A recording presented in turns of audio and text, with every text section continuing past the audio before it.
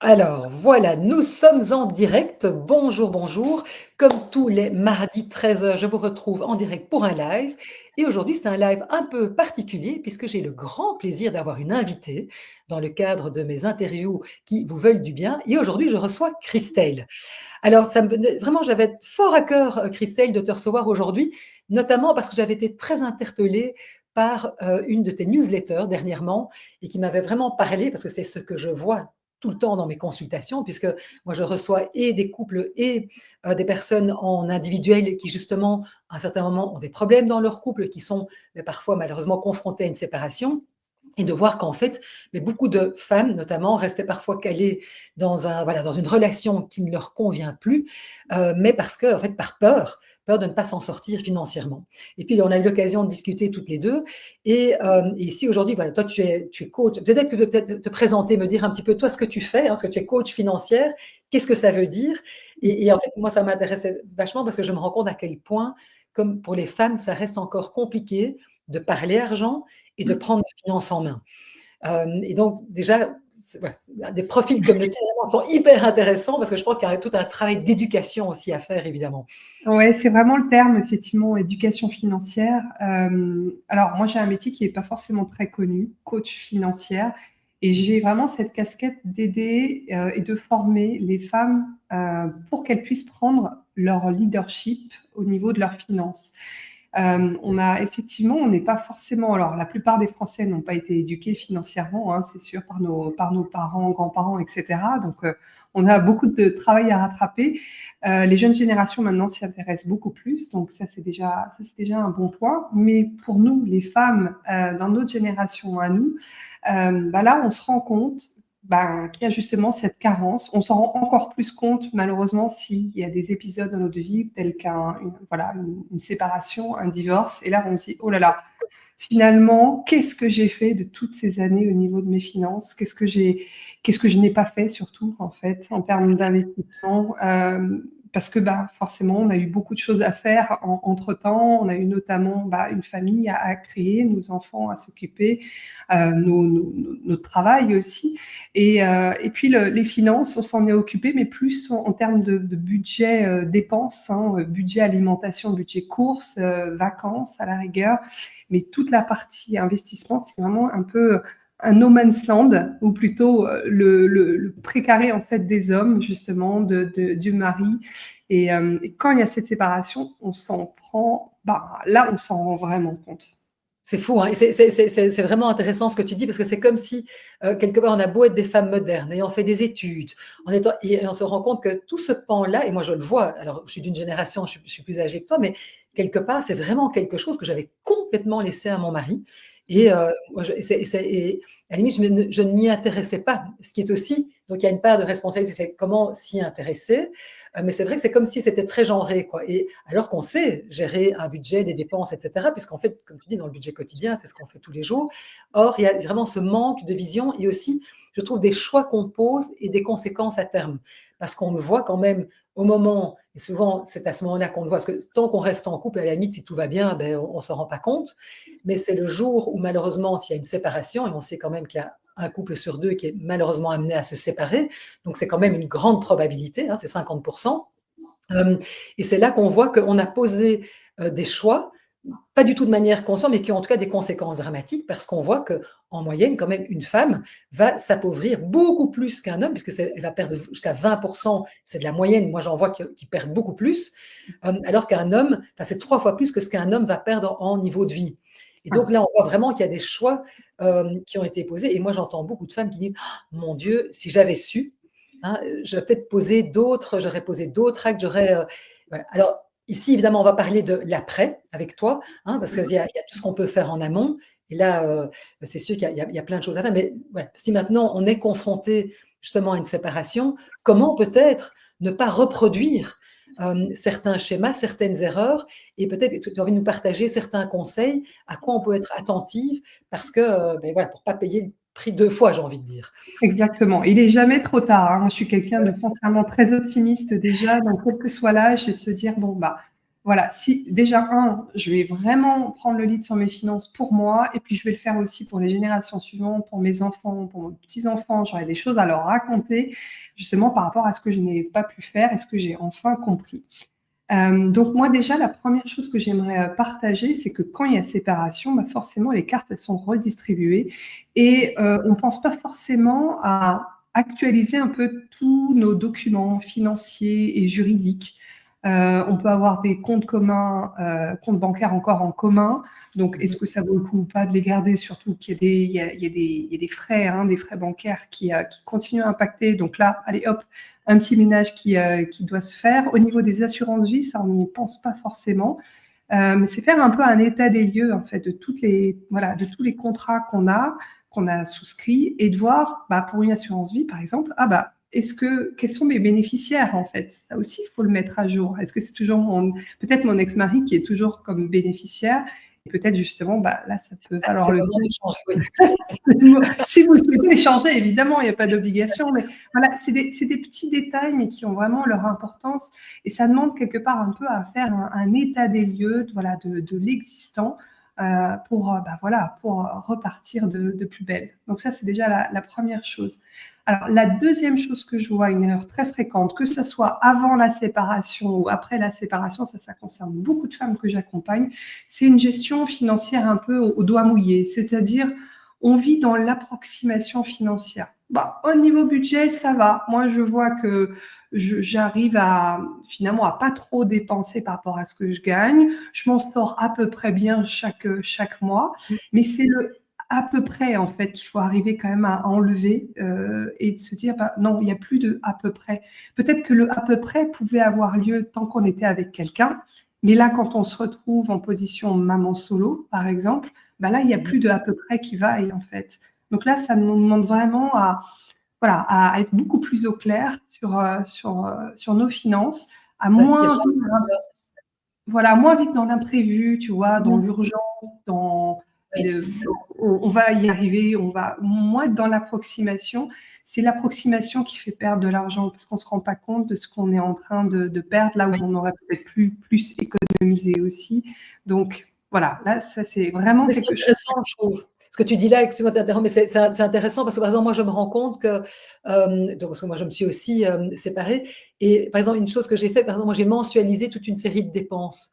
Mmh. Parce qu'en me disant: «Tiens, comme ça» parce que sinon, c'était tout à coup, on n'anticipe pas et puis: «Ah, il y a la grosse assurance santé, je sais pas, qui arrive» ou les des choses et en fait, en disant: «OK, quels sont vraiment tous mes postes?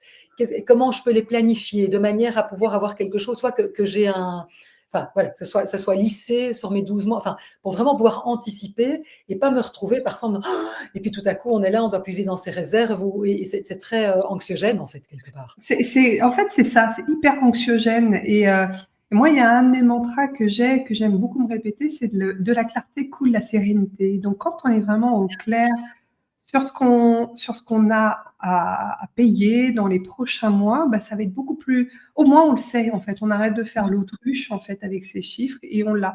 Quand on est entrepreneur, on sait que c'est important de bien lister nos chiffres Mmh. d'affaires, toutes nos recettes et nos dépenses aussi. Et d'avoir, moi, c'est quelque chose que quand je l'ai mis en place, ce tableau de trésorerie, c'est-à-dire d'avoir une visibilité sur toute l'année et de se dire, OK, là, en fin d'année, je vais avoir cotisation foncière, la CFE qui va tomber.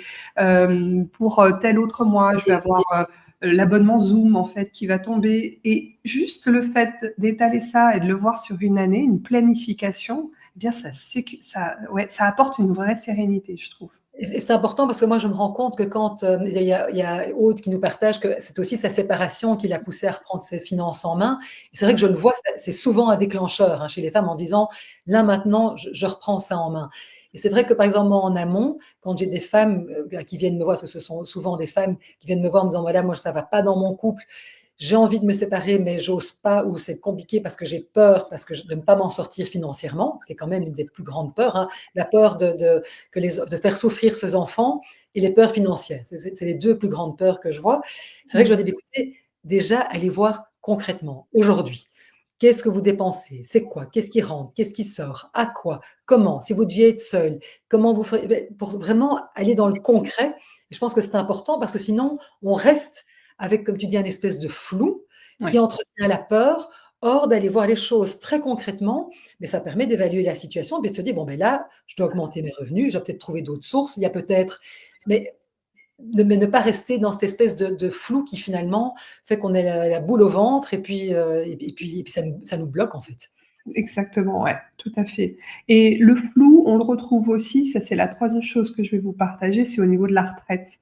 C'est-à-dire que Oui. là aussi c'est pareil. C'est bon, on pense qu'on aura une retraite, on n'en est pas vraiment sûr non plus. Maintenant la jeune génération, eux, ils se disent qu'ils auront pas de retraite. Nous, on est encore à une génération où on se dit: «Ah, je pense que Quand même.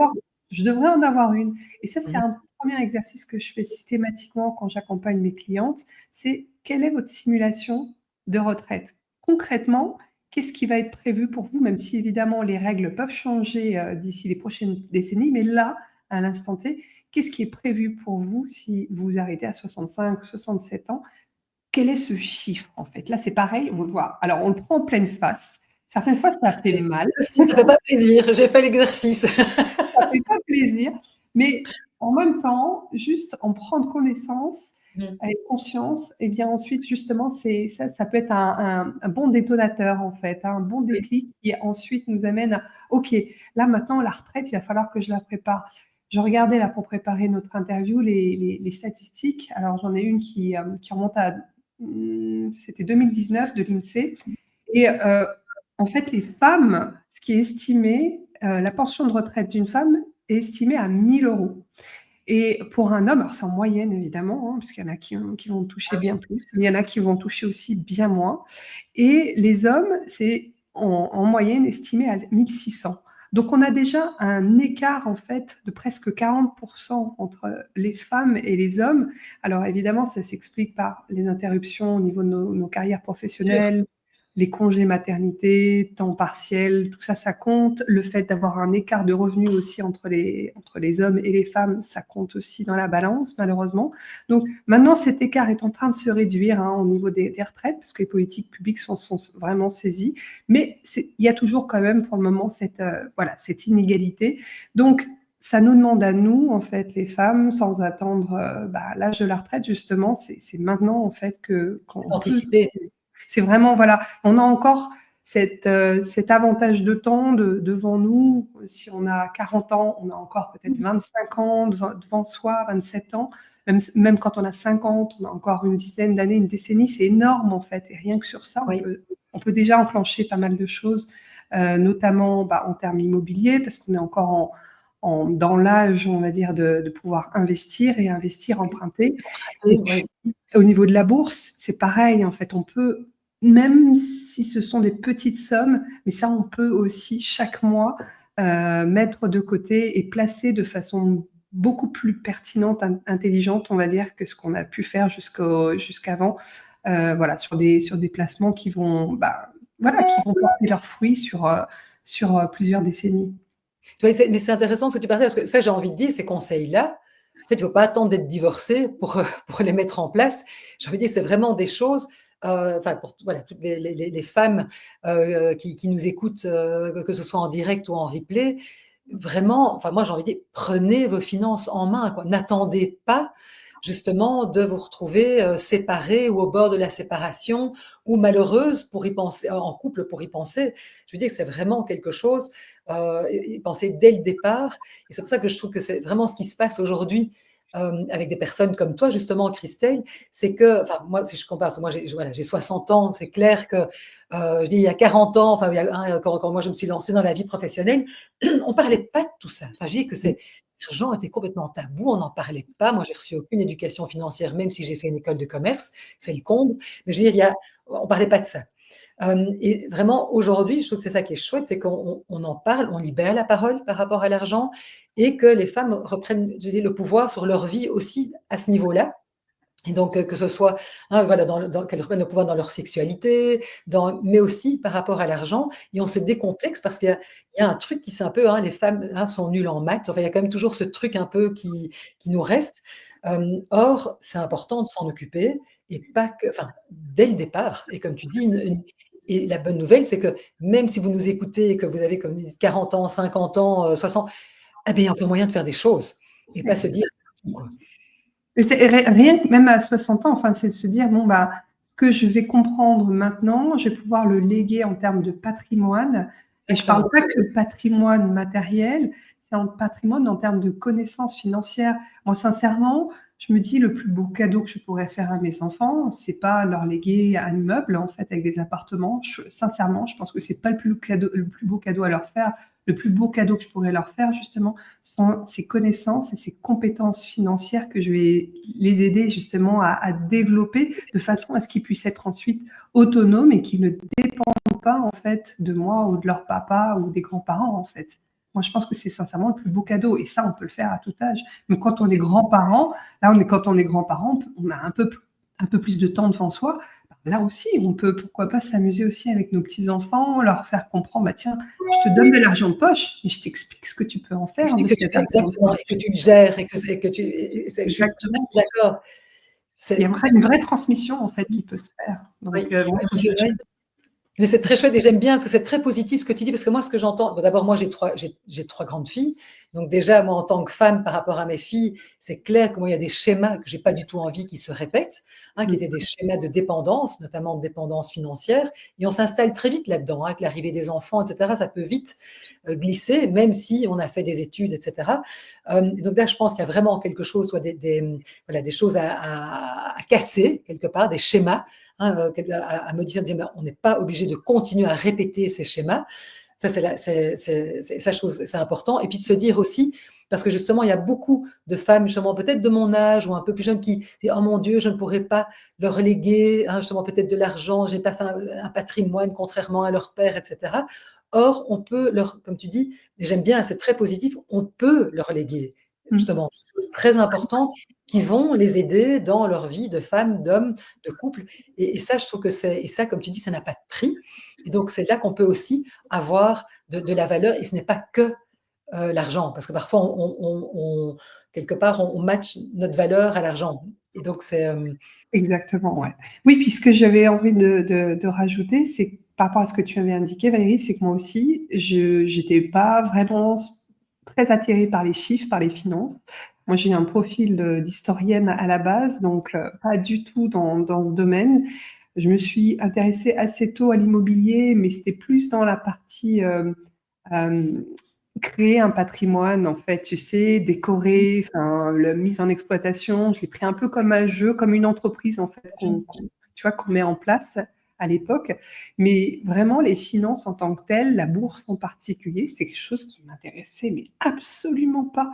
Et je pense que c'est vers peut-être 35-40 ans que j'ai commencé vraiment, à un moment donné, à avoir ce déclic et de me dire, bon, bah, là, c'est dommage, en fait, tu es en train de passer à côté de quelque chose. Donc voilà, vas-y, lance-toi. Et j'ai activé, enfin, ce qui m'a aidé, c'est que je ne me suis pas forcée, en fait, à aimer les finances. Je ne me suis pas forcée à me dire, je vais adorer faire des budgets, parce que ça, je savais que ça n'allait pas marcher avec moi. Mais moi, ce qui a marché notamment, c'était, le fait que je suis quelqu'un qui adore apprendre de tout. Donc, je me suis dit, j'aurais forcément des choses à apprendre. Il y a le côté aussi apprendre à créer, tu vois, aimer à créer. On peut créer des choses, on peut créer de la valeur en investissant, notamment dans des, tu vois, dans des startups et autres. Donc, il y a le côté, tu vois, un peu valoriser son patrimoine, ses finances en créant quelque chose, de la valeur. Et puis, il y a les enfants, en fait. Je me suis dit, tiens, mais là, moi, j'ai tellement à cœur d'être autonome et j'ai tellement à cœur que ma fille, en fait, elle soit autonome aussi, qu'elle puisse évoluer dans la vie sans avoir à rendre des comptes auprès de, tu vois, des hommes de son entourage. Donc, ça, c'est quelque chose, tu vois, qui m'a transcendée et qui m'a permis, en fait, d'aller de l'avant et de me débarrasser en fait de ce complexe que j'avais par rapport à l'argent, par rapport aux chiffres, par rapport au fait où je me disais je comprends rien, c'est que des termes très techniques, je ne sais pas compter. Enfin, tu sais, j'avais tout ça. Oui, oui, je vois. Merci pour ce partage, c'était intéressant. D'abord qu'il n'est jamais trop tard pour s'y intéresser. Mm. Ouais, ça, donc rester curieuse. Je pense qu'il y a aussi cette curiosité. Et ça, c'est intéressant. Je trouve que, enfin voilà, et alors aussi, moi je me disais, finalement, moi j'ai tout, il y a pas de mauvais choix, mais c'est toujours être consciente des choix qu'on fait et des conséquences. Et c'est vrai que ça, c'est peut-être parfois là où le bas blesse pour beaucoup de femmes, c'est qu'à un moment, on avance dans la vie et avec plein d'amour, avec un grand cœur, avec plein de naïveté, enfin, et tout ça est très, mais qu'on ne se rend pas compte que les choix qu'on va poser peuvent avoir des conséquences à moyen et à long terme, hein, notamment pour notre pension, enfin, pour plein de choses. Et en fait, de nouveau, parce que c'est pas comme si on devait venir, parce que parfois je me dis, on peut faire un choix de couple à un moment de vouloir travailler moins pour s'occuper des enfants, parce que c'est vraiment quelque chose qui me tient à cœur. Enfin, pour moi, il n'y a pas de mauvais choix, mais le tout, c'est de savoir, tiens, si on fait ce choix-là en tant que couple, euh, à ce moment-là, quelles sont les conséquences et qu'est-ce qu'on va mettre en place de manière à ce qu'il n'y en ait pas un des deux qui soit lésé à un moment par un choix qui est pris ensemble. C'est Et ça. ça, je trouve que c'est important aussi, parce que sinon, on pourrait arriver dans un truc où on dit, oui, il faut, là, on arrive à un truc où je dis, il faut être indépendante à tout prix. Oui, je suis tout à fait d'accord, mais parfois on a envie de pouvoir se dire on part en expatriation et on ne va pas travailler pendant 2 ou 3 ans et c'est OK parce que ça va me permettre de, je sais pas moi, d'acquérir de nouvelles compétences, de vivre une expérience. Mais alors, qu'est-ce qu'on met en place de manière à ce que voilà, ça ne soit pas, ça ne soit pas préjudiciable pour moi. Tu vois, donc, je trouve c'est aussi important de mettre de la conscience et de se dire que voilà, tout est possible, mais parce que ça serait dommage de se priver de certains sous prétexte que non, je ne peux pas. Enfin, je me dis que c'est faire des choix conscients, c'est important aussi. Exactement, ouais. Et je pense que ce qui est intéressant aussi de relever, c'est souvent on a peur de faire des choix, hein, parce qu'on a peur des répercussions, notamment en termes d'investissement. Se dire attention, comme j'ai peur d'investir, je vais penser que c'est réservé que à certaines personnes qui savent le faire, notamment des experts financiers, notamment mon compagnon, mon mari. Et qu'est-ce qui va se passer? C'est qu'à ce moment-là, on ne fait rien, effectivement. Et c'est un choix aussi de ne rien faire. Et on ne fait rien en laissant, par exemple, son argent sur des livrets qui sont très peu rémunérateurs, ou même, pire des cas, et ça arrive très souvent, sur des comptes courants, et se dire, bon, voilà, je fais le choix de ne rien faire parce que j'ai cette peur d'investir, j'ai cette peur d'agir. Et ça, c'est intéressant déjà, juste d'observer aussi cette peur-là. On est loin d'être seul, hein. Certaines fois, ça peut être aussi quand on veut investir dans l'immobilier, ça peut représenter effectivement des sommes extrêmement importantes. Mais derrière ça, c'est de se dire, OK, en fait, c'est normal d'avoir peur, mais comment je peux relier cette peur à ce qui va vraiment faire sens pour moi, à mon système de valeurs, comme je te l'ai dit tout à l'heure, par exemple, si on a cette valeur de famille, nos enfants, voilà, oui, j'ai peur d'investir, mais je vais investir pour eux, je vais investir pour leurs études, par exemple. En fait, ça va m'amener, je sais que dans 10 ans, je pense que mon garçon fera peut-être une école de commerce, donc, ou ma fille. Et là, j'ai envie d'investir pour eux. Et là, tu vois, ça peut nous amener justement à se dire, OK, voilà, à dépasser cette peur d'investir qui est vraiment l'une ouais, c'est tellement fréquent en fait qu'on soit encore une fois en couple, hein, ou séparé, c'est une peur qui revient très régulièrement.